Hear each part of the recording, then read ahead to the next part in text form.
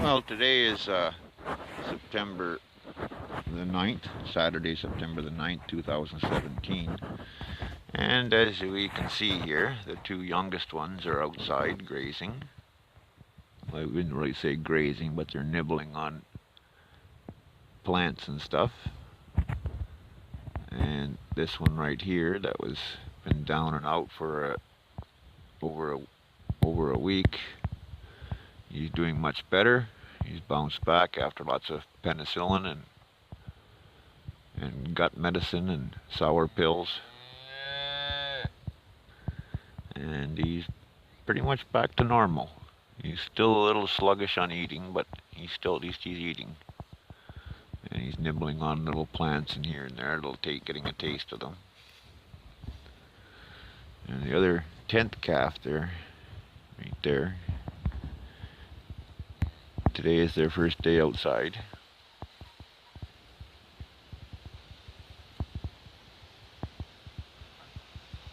Yeah.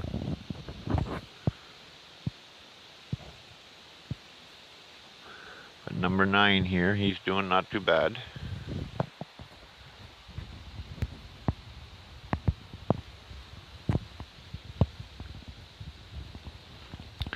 He's still not up to the amount of milk that he should be drinking, but he's drinking about 1.5 liters and some ground corn. A little bit, about 3/4 of a cup of ground corn on this finally nice sunny Saturday. It's been raining steady all week and cold every night. The furnace has been on every morning. I had to put it on about 4 o'clock in the morning because it's like 2 or 3 Celsius. Pretty nippy. And I wish I had a fireplace in my house, my mobile home, but I don't, because it goes through fuel oil like crazy, and on a little bit of money that I make, it's hard to stay warm. And I got lots of wood out here. Even if I had to cut my wheelbarrow load every day, I got lots of dead jack pine, as you can see. There's one right there, another one right there, and there's 5 or 6 more over there, just right close here. I know I can't hold a power saw for more than half an hour at a time, so, and then I'm done for. But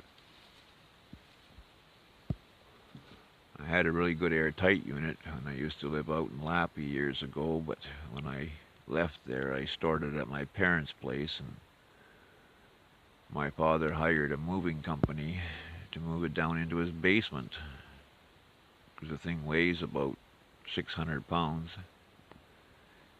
And that was years ago. He hired a moving company to come and bring it down the basement, so I can never get it out of there. And he just basically took ownership of it. It was I think I paid something like $1,800 for it back in 1986, 1985, something like that. It's one of those ones that had the reburner catalytic converters in them. Thing you used to load it up at night at 10 o'clock in the morning, and you'd get up in the morning at 6 or 7 o'clock in the morning, and there was still lots of hot coals in it yet, and it kept a single floor 3-bedroom house nice and warm that was drafty. But when I moved out of there, I put it in storage in my parents' garage, and he had one of those acorn type fireplaces that backed up smoke in the house all the time, and sat in the garage for over a year, and he basically took ownership of it. So, and I can't afford to buy another one now, so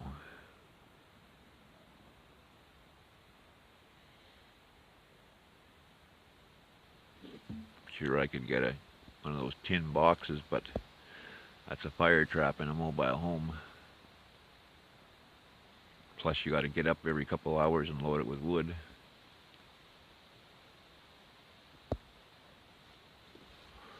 the worst fire danger going in a house, those tin box wood stoves.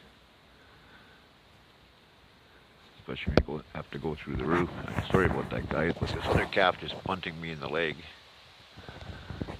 Bunting me.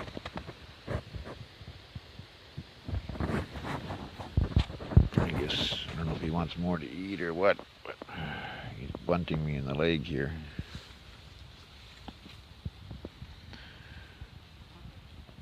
See if he's going to eat on his own. Yeah, he's going to drink on his own here.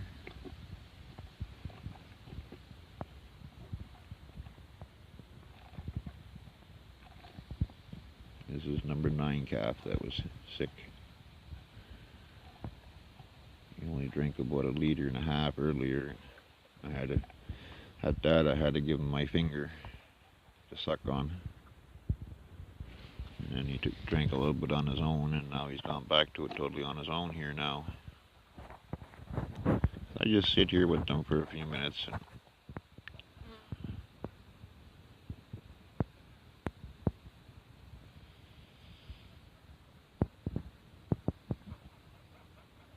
But he's bounced back. He's still not 100% yet, but he's doing a lot better. I thought he was going to die on me, but an experience I've had with calves, I know what to do right away, and you got to jump on it fast. Otherwise they will die. They expire very quickly when they're not drinking. He's going to finish off that last liter.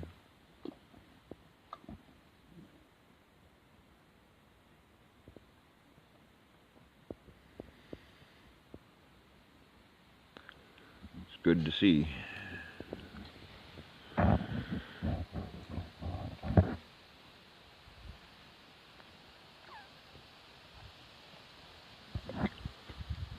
Especially when I've been busting my ass and medicating him and ramming sour pills down his throat.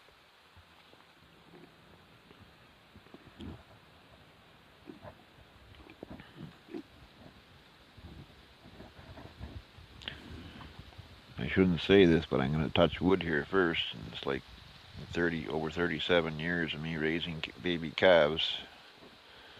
I haven't lost one yet. I lost a mother after it gave birth due to a fault of a 7-year-old cow that I had. It was a part Jersey and part Guernsey. It was a black cow, small cow. She was a really nice cow. And every fall I had her artificially inseminated with a Hereford, and she gave me a beautiful calf every spring. But Dr. Majerison at Crossroads Clinic here in Thunder Bay, he kept bugging me for years to breed her with Simmental, which is a much smaller bone and better beef cow, better beef. And I says, I don't know. I said, that's a pretty big calf. And he saw her hips are, she's got big hips. She can handle the Simmental. No problem, And I was very, very leery about it. He's bunting me again. Sorry, guys, but he's just bunting me in the leg here. He wants more milk, but he probably wants my finger. But now that he's drinking on his own, I try to leave them be. I try to leave them be. Just about knocked the milk pail over. So anyway, one year, I think it was 1989, he finally convinced me into artificially inseminating her with Simmental, and she went into labor about 8 o'clock, and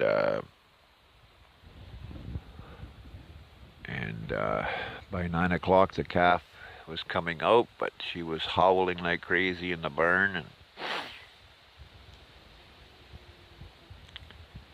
and the calf would not come more than about 10 inches out. And I reached inside of her and put a rope around its legs and gently pulled every time she went into contractions. And she would howl, and I, I'd give her a little pull to help her out. And now he's starting to nurse off of me here now. I don't know if you can see this, but he's trying to get to my belly. And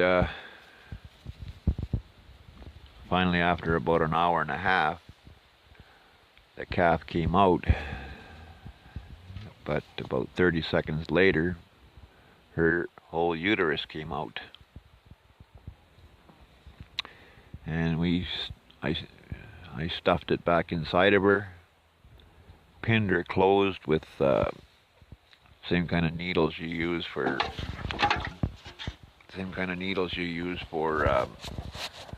pinning a turkey closed after you stuff it. Oh, now we just spilt the rest of the milk.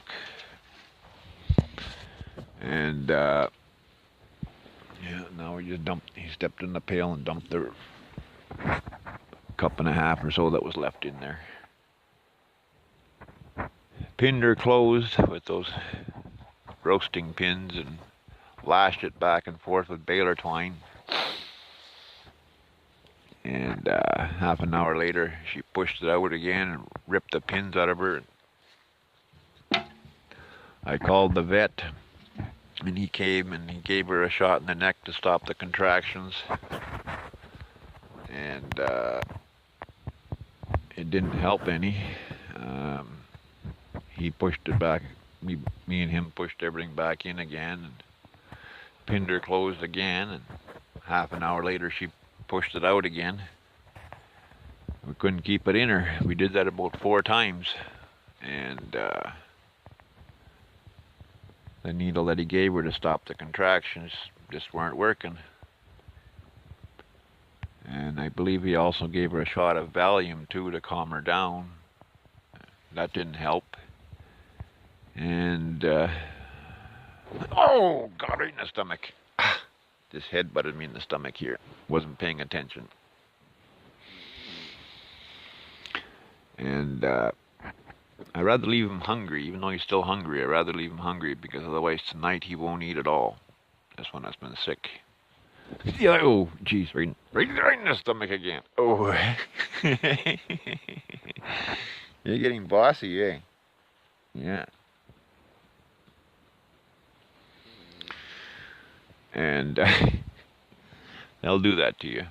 Just have to pay attention that when they do that, because indication they want more, and that because they'll hit the mother's udder when they can't get milk out of the udder, or they can't get it out fast enough that they want it. They'll butt the mother right in the udder to try and get the milk to drop more, and they'll do that to you too. And doesn't bother me. It just catches me off guard when I'm not paying attention to what he's doing or what any of them are doing. But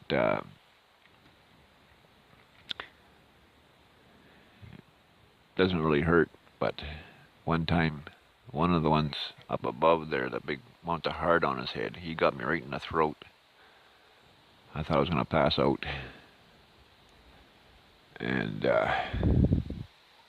so anyway, going back to that cow, that Jersey and part Guernsey that I had. Finally, it got to the point where the vet tied an inner tube around the end of the uterus and cut the uterus off. And we turned her out to pasture, and next morning she was dead. There was nothing we can do. We tried everything. And so just heads up on that. Don't always listen to a vet. Listen to your gut. And my gut was telling me no. Because I know how big those Simmental calves are. And she was only a small cow, but he kept insisting that she had big hips and that she could handle it. But live and learn. Listen to your gut. Because she already had given me, I think, five calves, and that was the sixth calf, that one. And I think, yeah, I got her when she was, I think, 3 years old. So she was actually 9 years old, or a little better. And she was very hard to milk because she was used to the old lady milking her. And when a single cow is by itself, it's very hard to get the cow used to a new person. They'll tolerate it once in a while if you went away, somebody else milking her. They'll tolerate it a few times, but on a regular basis, they start to, really get antsy, and because they're even antsy even with a new person doing it a couple of times here and there. They get a little bit antsy, but on a regular basis, they get really antsy and they won't stand still, and you basically have to train them to accept you. And another guy laid down. I think I got that on film of him laying down.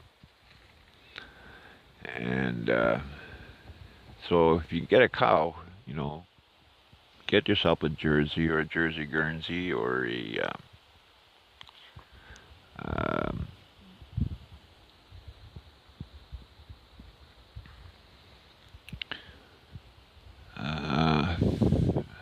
there's another small cow too. I just can't think of the name. But if you like nice rich milk and lots of cream, get either a straight Jersey, which gives you lots of milk. Mine didn't give me the cross Jersey and Guernsey didn't give me a whole lot of milk, but it gave me enough that for my use. And I used to make squeaky cheese out of it. It's a Finland recipe that you cook in the oven till it's golden brown. And I had enough that I was able to sell it, a few gallons a week. And she only gave me, probably a gallon, about a gallon, a little better sometimes, once a day in the mornings. And I let the calves have the rest of it because I'd be her calf, plus I'd put 2 or 3 of these on her as well. And they only take a liter or 2 each. So, at the most, she only gave like 2 gallons of milk a day, maybe 2.5, because I didn't milk her at night, just in the morning. And I didn't milk her all the way out, because I left a bit for the calves, depending on how many calves I had on her. Because she accepted any calf, it didn't matter.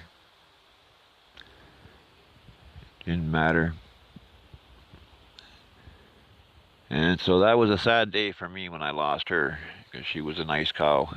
But get yourself a young heifer, raise it up, and don't breed it till it's at least 2 years old. And then you'll have a good milk-producing cow. You breed it any sooner than that, and you can ruin a good cow. But there's a lot of YouTube videos on here that people are looking for a cow in which they should get an older calf or a young calf. And so many of these young homesteaders, they say, oh, get an old cow, it's used to being milked, blah, blah, blah, and you have to, you don't have to train it, it knows how. No way, man. Hey, take it from somebody that's been doing this for more than 37 years and has had more than one cow in both ways. And it's easier to train a young heifer than it is to try and train an old cow that's used to somebody that's regularly milked it. Unless it's an older cow that's been on a milking machine and you picked up a milking machine. But you know what? It ain't worth the hassle of a milking machine for one cow. By the time you clean the machine after every single milking. If you've got more than, 4 cows, 5 cows, then yeah, a milk machine is great.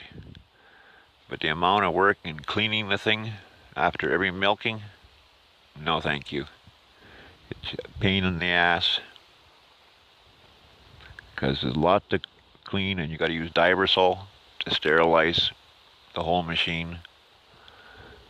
It's a cleaner and disinfectant for milk that's used in the dairy industry. It's called Diversol. And it's just not worth it with 1 cow. I had picked one up for a couple $100, and I think I used it all but half a dozen times, and it's like, you know what? I can milk this cow out faster than I can milk it with the machine and clean the machine up. At least milking by hand, all I had to do was wash out a bucket. And I can milk it as fast as the machine. Pretty much. And it's just too much work to clean it. So again, this is the first day these guys are outside. It's just after 11 a.m. this morning. Saturday, September the 9th, the first sunny day we've had in probably 10 days. It's been rainy, cold, and dark, overcast, wet for days. And even today we got black clouds rolling over, covering over the sun right now, right there.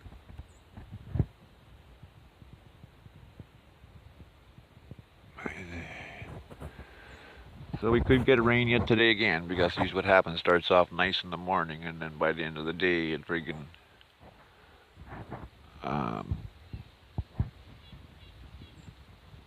starts raining. Okay, we'll leave these guys be.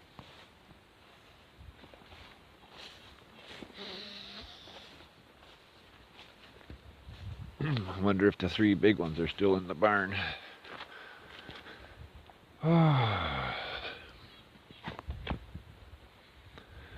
No, they left. Okay, they're gone.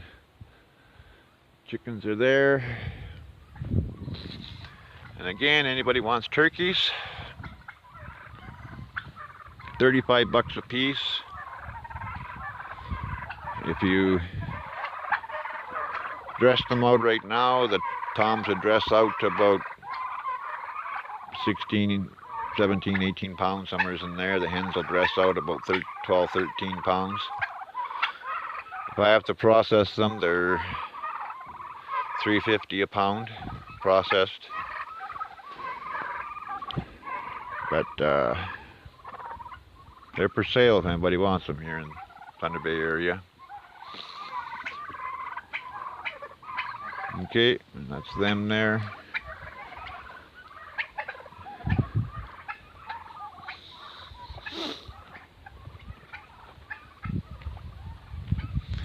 And this fence charger here I changed over to a battery from the 110 volt adapter that was on it. Because this dual voltage is it's got a 12 volt adapter plugged in the wall there, but I put a battery down there. And you can see the end of the white connector there that goes to that power adapter. Because I don't like running off the generator, having the generator running all day long just for the keep this thing running. And these steers will find their way out. They seem to know when the fence is off or where there's a break in the fence. It's like they patrol the whole fence line. Like there's a mile and a half of fence around the property here. And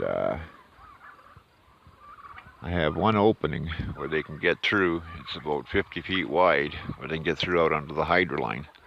I deliberately did not fence that in all the way, so that they could go out on the hydro line. And Every now and again, most times they stay within the area, but like last night, it was almost dark and I was calling them to give them their grain. And about an hour later, they come trotting up the driveway. They were in the bush way over there. And I seen them come out down by the main road. They were up in the bush over there, someplace. So they've had to have gone out that corner of the property and either all the way around up through that way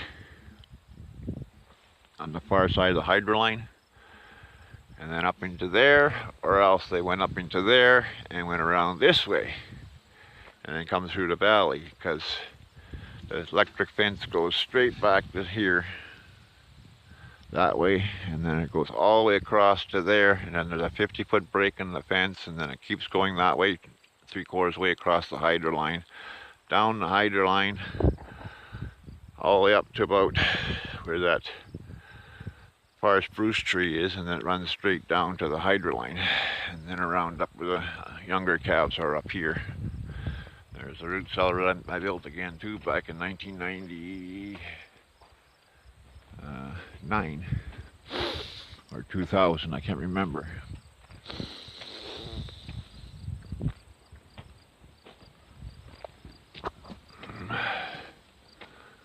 Oh, legs don't want to work today. Painful, painful.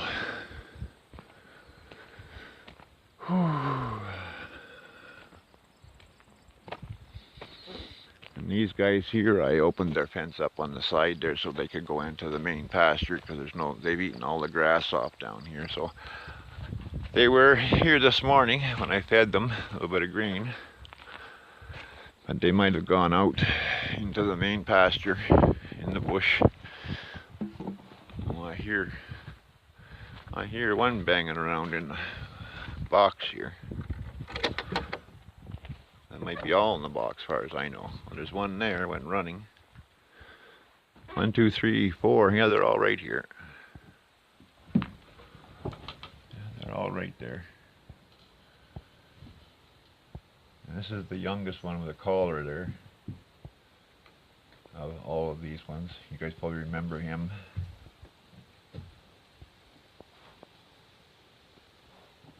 I keep that collar on so I know which one is the youngest one, because otherwise you get confused. And that's the heifer right there.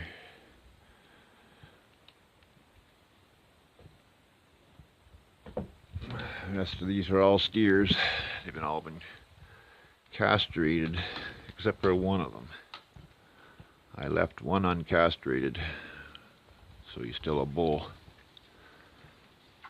And it's that big white and black one right against the back wall there.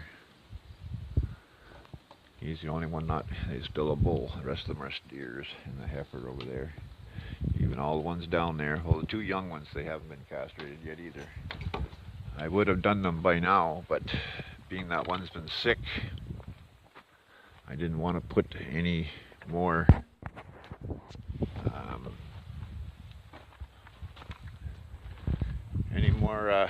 unnecessary stress on him.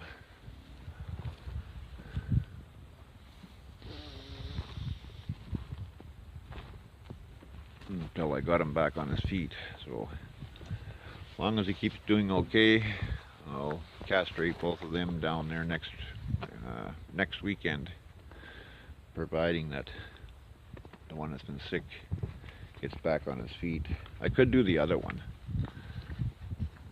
but only takes 2 minutes to do it. So put the rubber band on the 2 pliers and drop the sack with the 2 testicles through it and pop the band on and done. So do them both at the same time. As long as you do them before they reach 250 pounds, because after that it's surgery.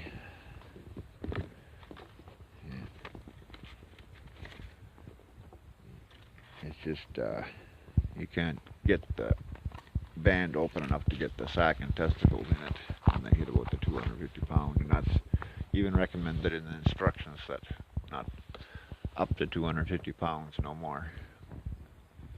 But I usually do them fairly soon after I get them. It's less traumatizing for them. The testicles are very tiny, and they don't even squat when you pop the band on when they're just very young. But when they're a couple months old and you do it, they give a good squat when you pop the band on. So I like to do them when they're good and young.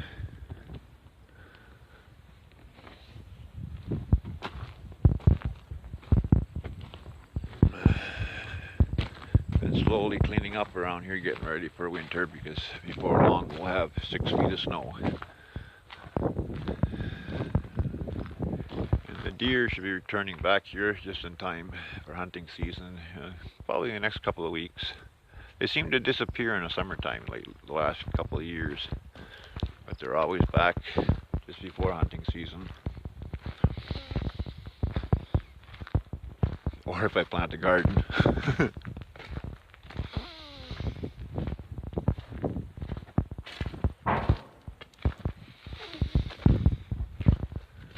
I finally dug out